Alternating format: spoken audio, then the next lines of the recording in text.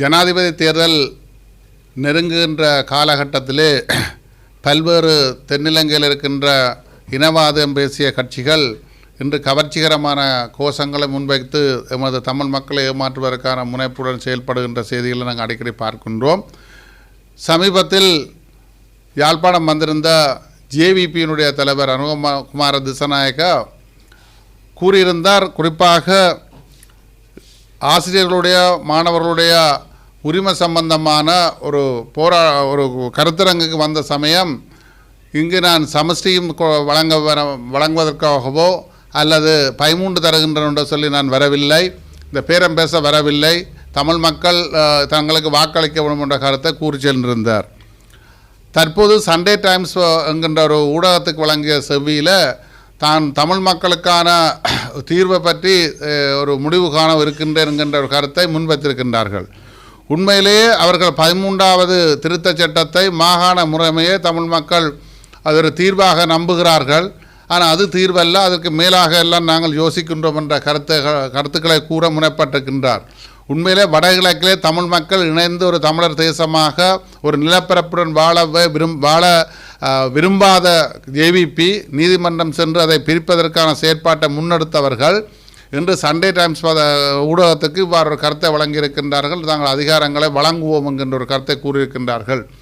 இதனூடாக தமிழ் மக்களுடைய வாக்கு வங்கிகளை இலக்கு வைத்து இந்த செயற்பாடுகள் முன்னெடுக்கப்படுகின்றனவே தவிர இதே சுத்தியாக தமிழ் மக்களுக்கான ஒரு அரசியல் தீர்வை வழங்க வேண்டும் என்கின்ற கருத்து அல்ல. ஏனென்றால் முரண்பட்ட கருத்துக்களை கூறி வருகின்றார்கள்.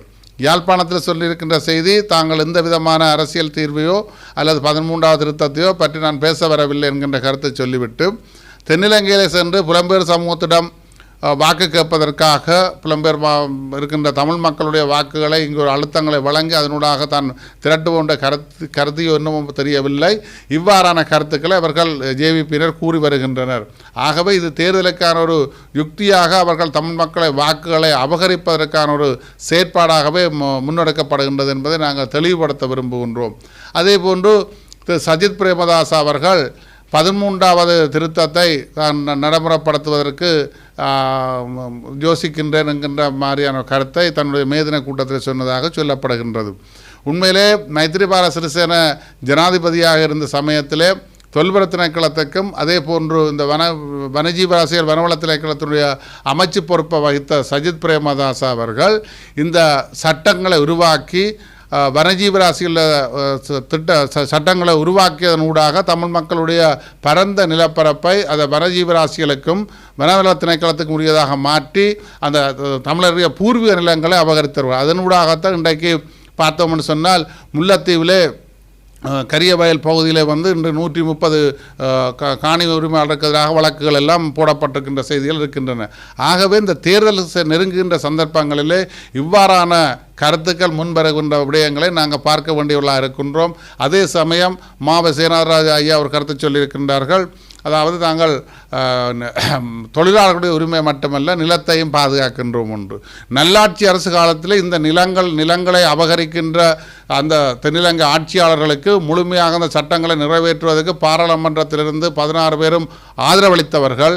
அந்த சட்டத்துக்காக தமிழ் மக்களின் நிலங்களை அபகரிக்கின்ற சட்டங்களுக்கு ஆதரவாக செயற்பட்டவர்களெல்லாம் இன்று தாங்கள் மேதின கூட்டத்திலே தாங்கள் அதுக்கு எதிராக போராடுகின்ற கருத்தை சொல்லி வருகின்றார்கள். ஆகவே இந்த விடயத்திலே தமிழ் மக்கள் மிக தெளிவாக இருந்து நாங்கள் காண்பிக்கின்ற வழிமுறையை பின்பற்ற வேண்டும் என்பதை இந்த இடத்தில் நாங்கள் கேட்டுக்கொள்கின்றோம். கடந்த வாரம் நோர்வேயில் முன்னாள் வெளிவார அமைச்சர் எரிக் சோல்டன் யாழ்ப்பாணம், கிளிநொச்சி மற்றும் கிழக்கு மாநிலத்தில் மேற்கொண்டிருந்தார். அதாவது யாழ்ப்பாணத்திலே அவர் வந்தபடிய தொடர்பிலே இலங்கையின் முன்னாள் மனித உரிமை ஆணையாளர் அம்பிகா சர்க்குனான் ஒரு பதிவை இருக்கிறார். அதாவது எரிக் சோல்டன் என்ற எக்ஸ்தல பக்கத்திலே இந்த போர், அதாவது இந்த மக்கள் போருக்கு மீண்டும் செல்ல தயாரில்லை என்ற ஒரு விடயத்தை செய்திருக்காங்க. அது பிழை என்ற ஒரு விவாதத்தை அவர் காரணம் சொல்லியிருக்கிறார்.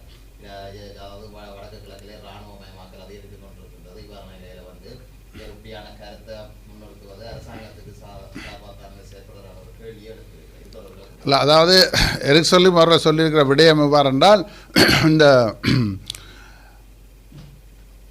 போராட்டம் வந்து உரிமைகள் மறக்கப்பட்டுக்கின்ற போராட்டங்கள் தொடரும், அது வன்முறையற்ற ரீதியில் தொடரும் என்கின்ற மக்கள் போராட வேண்டும், அதை போராடி தங்கள் உரிமை பெற வேண்டும் என்ற கருத்தை தான் பதிவு செய்ததாக செய்திகள் சொல்லப்படுகின்றது. ஆனால் மற்ற தரப்பில் சொல்லப்பட்டவர்கள் வந்து சொல்கின்ற கருத்துக்கள் வந்து வன்முறையை தூண்டுகின்ற கருத்துக்களை தான் அவங்க சொல்கின்றார்கள்.